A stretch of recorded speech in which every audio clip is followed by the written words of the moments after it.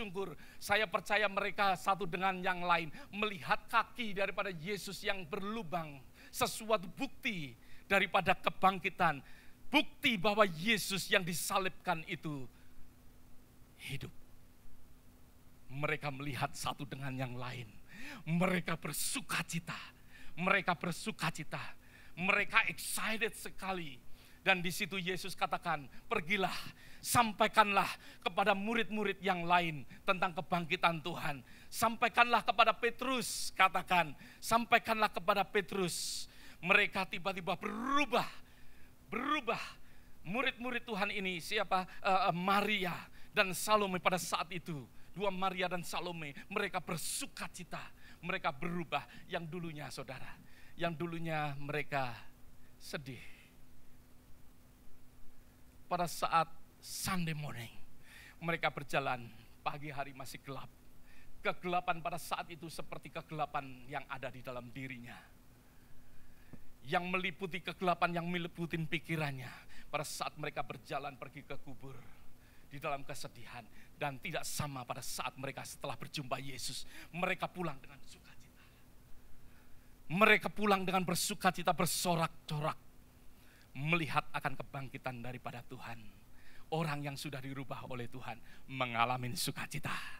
Ada amin. Orang yang belum dijamah Tuhan mengalami kesedihan. Yang belum melihat akan kebangkitan Tuhan, mereka akan sedih. Orang yang sudah melihat kebangkitan Tuhan, mereka akan bersukacita. Haleluya. Haleluya. Saudara, sudahkah saudara melihat akan kubur yang kosong? Sudahkah saudara melihat akan kubur yang kosong? Di mana gambar saya? Kubur yang kosong. Is that in there? Ya. Tayangkan kubur yang kosong. Biarlah setiap daripada kita melihat kubur yang kosong. Bahwa Yesus sudah tidak ada di sana lagi. Ia telah bangkit. Ia telah bangkit. Ia telah bangkit untuk kehidupan saudara dan saya. Yesus telah bangkit, amin saudara. Yesus telah bangkit. Sudahkah saudara melihat akan kubur yang kosong? Saudara, Martin Luther, suatu saat dia hidup di dalam kesedihan, suatu depresi ada dalam hidupnya. Dia termenung, sedih. Setiap hari dia bersama dengan istrinya di dalam kesedihan. Sesuatu depression yang ada di dalam hidup daripada Martin Luther. Istrinya berusaha untuk mengencourage dia berulang-ulang kali. Tetapi tidak berhasil mengencourage akan Martin Luther. Suatu saat dia dikejutkan karena istri daripada Martin Luther memakai akan pakaian kabung, menutupi akan wajahnya dengan veil, lalu berjalan di depan Martin Luther. Pada saat itu Martin Luther kaget dan dia bertanya kepada istrinya, "Istriku, siapakah yang meninggal?"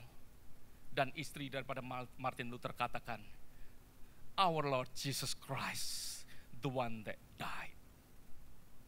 Yesus yang mati. Pada saat itu Martin Luther kaget dan tersadarkan. Dan dia berkata kepada istrinya, No. Dia katakan, tidak. Yesus hidup. Dari sejak itu dia ingat dan dia bangkit. Dia tidak mau hidup di dalam depression anymore. Dia tidak mau hidup di dalam kesedihan lagi. Dan dia hidup di dalam kebangkitan Tuhan karena dia sadar bahwa Yesus bangkit. Sesuatu yang luar biasa saudara. Kalau kita hidup di dalam kitab selalu merenung karena kita tidak mengingat bahwa Yesus itu bangkit. Kalau kita selalu sedih, mungkin dengan pekerjaan kita sedih melihat family kita karena saudara tidak melihat akan kebangkitan. Kalau saudara melihat akan kebangkitan, saudara akan melihat hope. Ada amin. Saudara akan melihat akan harapan. Saudara akan melihat bahwa pengharapan itu ada di dalam kehidupan saudara. Saudara bukan orang yang hopeless. Saudara bukan orang yang tidak mempunyai harapan, ada amin. Setiap daripada kita yang telah melihat akan kebangkitan Tuhan, kita akan melihat adanya sesuatu harapan. Yang kedua saudara, kalau tadi kita melihat bahwa Jesus is alive, bahwa Yesus bangkit, maka dari itu kubur yang kosong berarti pengampunan. Yang kedua, kubur yang kosong berarti pengampunan. Di dalam kitab Injil Markus pasal yang ke-16 ayat yang ke-7, mungkin saudara tidak usah baca. Di situ dikatakan, pergilah, katakanlah kepada murid-muridnya dan kepada siapa? Petrus. Pergilah kepada Petrus. Ya. Di situ kita melihat sesuatu yang khusus, yang sepertinya dikhususkan dalam kehidupan daripada Petrus. Karena Petrus, murid Tuhan yang pada saat itu dia yang paling merasa bahwa dia yang paling mempunyai perasaan guilty. Perasaan yang sangat bersalah ada di dalam kehidupan Petrus. Dia sedih melihat akan kematian daripada Tuhan. Petrus mengalami, dia adalah satu-satunya murid yang tidak percaya akan penderitaan Yesus. Pada saat Yesus menceritakan akan penderitaannya, Petrus mengatakan, no, enggak, sekali-kali pun engkau tidak akan mengalami akan hal itu. Engkau tidak akan mengalami akan penderitaan itu. Bahkan Yesus katakan, Simon Petrus, enyalah engkau dari sini. Janganlah menjadi apa? Batu sandungan. Janganlah menjadi batu sandungan. Petrus adalah seorang yang merasa sangat berdosa. Petrus adalah orang yang tidak percaya. Dia adalah orang yang merasa bahwa dia gagal pada saat itu. Karena dia telah menyangkal Yesus. Yesus berkata 3 kali engkau akan menyangkal aku sebelum ayam berkok-kok. Petrus dibuktikan oleh Tuhan 3 kali dia menyangkal. Dia merasa sebagai orang yang gagal. Petrus orang yang paling down pada saat itu. Dua perempuan-perempuan ini, Maria dan Salome pada saat itu, mereka menghampiri akan murid-murid Tuhan. Yesus pada saat itu bersama dengan Yohanes. Pada saat pagi itu, saya percaya dasar seorang wanita, karena sukacitanya seperti istri saya kalau dia pulang dari mall mendapatkan something, langsung pulang ke rumah dengan sukacitanya, hai, cari anak-anak dan juga cari saya. Saya percaya murid-murid Tuhan pada saat itu juga demikian. Perempuan-perempuan bersukacita, mereka mengatakan, Tuhan bangkit, Yesus bangkit, dia katakan. Dengan sukacita mereka, kubur kosong. Murid-murid Tuhan yang lain mungkin berpikir, bubur kosong. Ya. Mereka bersukacita sampai mereka lupa mengatakan bahwa Yesus akan menjumpai mereka di mana? Di mana? Galilea. Ingin menjumpai di mana? Di Galilea. Sebenarnya Petrus dan Yohanes pergi kemana? Ke Galilea. Bukan mereka pergi ke kubur. Tetapi karena mereka lupa, maka dari itu mereka lari. Petrus dan Yohanes lari pada saat itu. Mereka pergi ke kubur. Dikatakan di dalam kitab Yohanes, nanti saudara nggak usah baca saat ini ya. Di dalam kitab Yohanes pasal 20 ayat 4 mengatakan bahwa mereka berlari bersama-sama. Tetapi Yohanes lebih dulu daripada Petrus. Bukan Petrus kegendutan. Bukan Petrus nggak bisa lari. Saya percaya ayat dikutip ini untuk tidak merendahkan Petrus. Ada amin. Ayat ini dituliskan bahwa mereka lari dan akhirnya Petrus menjadi orang yang terlambat. Why? Saya percaya saudara, saya ingin mengilustrasikan semuanya ini. Petrus terlambat karena pada saat dia lari, dia merasa guilty. Ada sesuatu beban di dalam hidupnya. Dia tidak bisa lari, saudara. Karena pada saat dia mengingatnya, dia sedih. Aduh. Dia berpikir, untuk apa aku bersuka cita? Aku telah berdosa kepada Tuhan. Aku telah menyangkal dia 3 kali. Aku gak percaya bahwa Yesus akan mengampuni aku. Petrus tidak bisa mengampuni akan dirinya. Dan dia percaya bahwa Yesus pun tidak akan mau untuk mengampuni akan Petrus. Petrus menjadi slow down. Dia mengingat akan semuanya ini. Dia merasa bersalah. Dia sebagai orang yang tidak percaya akan firman Tuhan. Dia sebagai orang yang telah menyangkal Yesus. Sehingga dia percaya bahwa Yesus tidak akan mengampuninya. Yohanes pada saat itu datang lebih dulu kepada kubur. Dia melihat akan kubur dari depan dan dia tidak masuk dikatakan. Kenapa Yohanes tidak masuk? Karena Yohanes mungkin takut melihat kalau ada Yesus di situ. Dan pada saat itu, di dalam kedatangan daripada Petrus masuk ke dalam. Petrus masuk ke dalam secara perlahan-lahan. Dia mungkin sebelum masuk dia kembali lagi, dia sedih. Mungkin dia merenung sejenak, dia menangis. Dia mungkin berkata, kenapa aku sebagai orang yang tidak percaya? Kenapa aku menyangkal dia? Kenapa aku gagal di dalam semuanya ini? Dia sebagai orang yang guilty pada saat itu.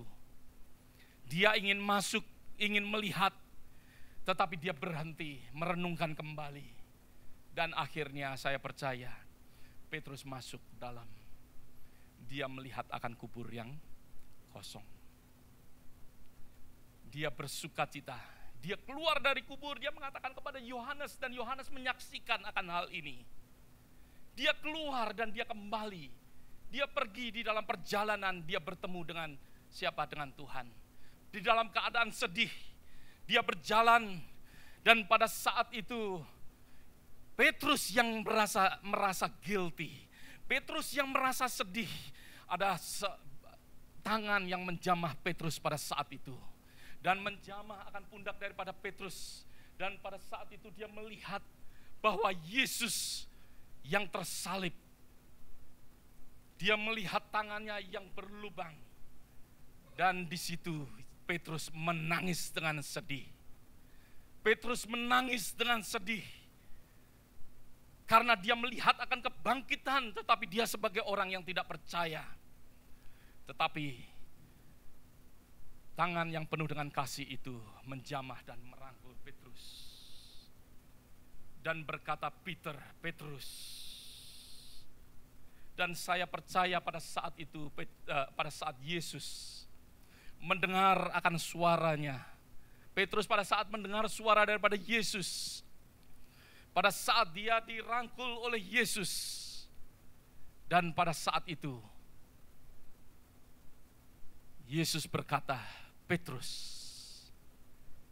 aku mengampunimu.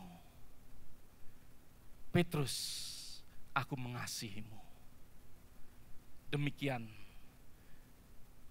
setiap daripada kita, kubur yang kosong berarti pengampunan. Kubur yang kosong itu adalah pengampunan. Mungkin kita sama seperti Petrus. Mungkin saudara dan saya dulu seperti orang yang gagal, kita merasa guilty. Tetapi pengampunan itu, kubur yang kosong. Petrus melihat akan kubur yang kosong, bertemu dengan Yesus. Maka dari itu, Petrus mulai bersuka cita kembali karena dia merasa adanya suatu pengampunan. Ada amin saudara. Kubur yang kosong berarti pengampunan. Kubur yang kosong berarti dosa-dosa disucikan, dosa-dosamu disucikan. Kita buka kembali di dalam kitab Korintus, 1 Korintus pasal yang ke-15. Di dalam ayat yang ketiga dan ayat yang kelima. 1 Korintus pasal yang ke-15. Rasul Paulus pun juga confirm akan hal ini.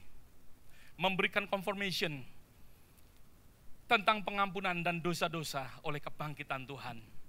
Rasul Paulus, dia berkata di dalam 1 Korintus pasal yang ke-15 ayat yang ketiga dan kelima dikatakan, sebab yang sangat penting telah kusampaikan kepadamu, yang sangat penting telah kusampaikan kepadamu, yaitu apa? Dikatakan, yaitu yang telah kuterima sendiri, ialah bahwa Kristus telah mati karena dosa-dosa kita. Sesuai dengan kitab suci bahwa ia telah dikuburkan, bahwa ia telah dibangkitkan pada hari ketiga sesuai dengan kitab suci. Bahwa ia telah menampakkan diri kepada Kefas. Kefas itu siapa? Petrus. Dan kemudian kepada 12 muridnya. Dikatakan bahwa yang telah kuterima, yang Rasul Paulus terima, yang very important, yang sangat penting, Kristus telah mati bagi dosa-dosa saudara dan saya. Dikatakan telah mati karena dosa-dosa kita. Dikatakan ia telah dikuburkan, bahwa ia telah dibangkitkan. Di dalam kematian dan kebangkitan Tuhan, dosa-dosa saudara dikuburkan. Dosa-dosa saudara dikuburkan bersama di dalam kematian, dan biarlah di dalam kehidupan kita mengalami akan kebangkitan. Pertanyaan hari ini bagi saudara, sudahkah sungguh saudara menerima pengampunan daripada Tuhan? Sudahkah kita pernah mengaku akan dosa-dosa kita di hadapan daripada Tuhan? Mengaku dengan mulut, percaya di dalam hati kita bahwa Yesus adalah Tuhan, Juru Selamat yang menyelamatkan akan kehidupan saudara dan saya. Biarlah di dalam Resurrection Sunday ini, setiap daripada kita boleh mengalami akan kebangkitan daripada Tuhan. Biarlah setiap daripada kita boleh melihat akan kubur yang kosong itu. Terakhir, saya ingin memberikan 6 benefit secara cepat, karena saya tidak akan menguraikan semuanya. 6 benefit di dalam 1 Petrus pasal yang ketiga. 1 Petrus pasal yang pertama, ayat yang ketiga sampai ayat yang ke-9. 1 Petrus pasal yang ketiga. 1 Petrus pasal yang pertama, ayat yang ketiga. 1 Petrus pasal yang pertama, ayat yang ketiga sampai ayat yang ke-9. Tetapi saya ingin membaca di dalam ayat yang ketiga saja. Terpujilah Allah, Bapa Tuhan kita Yesus Kristus, yang karena rahmat-Nya yang besar telah melahirkan kita kembali, garis bawain, telah melahirkan kita kembali oleh kebangkitan Yesus Kristus. Oleh kebangkitan Yesus Kristus, saudara dan saya telah dilahirkan apa? Kembali. Hidup kita bukanlah hidup yang lama. Kita telah dilahirkan kembali. Karena ada 6 benefit di situ yang kita bisa lihat bersama-sama. Yaitu yang pertama, di dalam ayat yang ketiga dikatakan, yang terakhir itu, di dalam ayat yang terakhir dikatakan, yang penuh dengan apa? Pengharapan. Yang penuh dengan harapan, ya. To a living hope through the resurrection of Jesus Christ, dikatakan. Saudara mempunyai sesuatu benefit, yaitu apa? Kita penuh dengan harapan. Saudara kalau menjadi orang yang hopeless, itu parah. Sesuatu yang luar biasa di dalam kehidupan kita akan terjadi suatu sukacita kalau kita itu hidup dalam harapan. Saudara pernah hopeless? Mungkin saudara belum pernah, tetapi saya pernah menjadi orang yang hopeless. Pada saat saya gagal di dalam sekolah saya sebagai orang yang hopeless. I do not know. Saya nggak tahu apa yang akan saya lakukan. Saya nggak tahu apa yang akan terjadi di dalam masa depan saya. Semuanya ini setelah saya sadar, saudara. Setelah saya sadar, saya tahu bahwa saya menjadi orang yang hopeless. Saya nggak tahu apa yang terjadi. Tapi puji Tuhan, kalau saya mempunyai cardboard testimony nanti yang kita akan bawakan, saya sebagai orang yang hopeless, nggak punya masa depan. Saya tidak mempunyai masa depan pada saat saya hidup bersama dengan orang-orang STM. Bukan saya merendahkan orang STM, tetapi apa yang saya alami pada saat itu.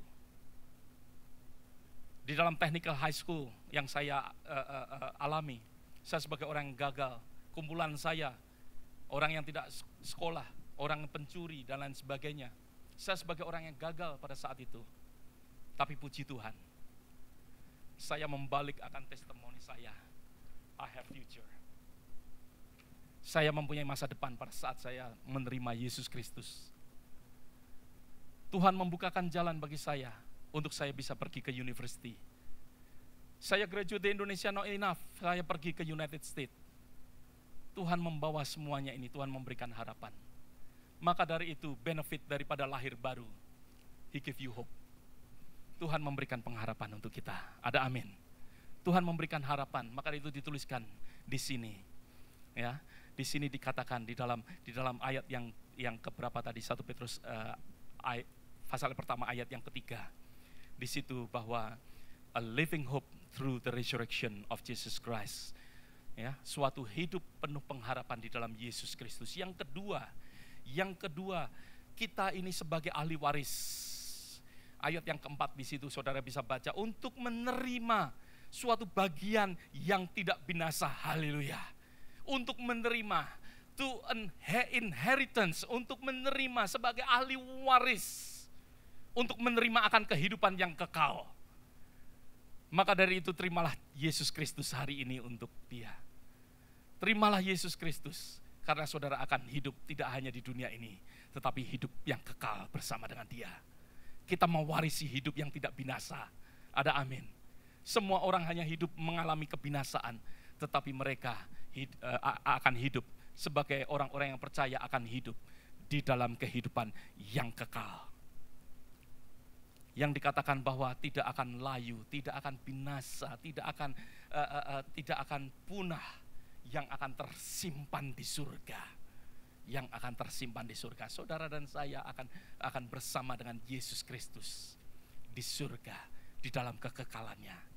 Yang ketiga di dalam ayat yang kelima, di situ dikatakan yang dipelihara dalam kekuatan Allah.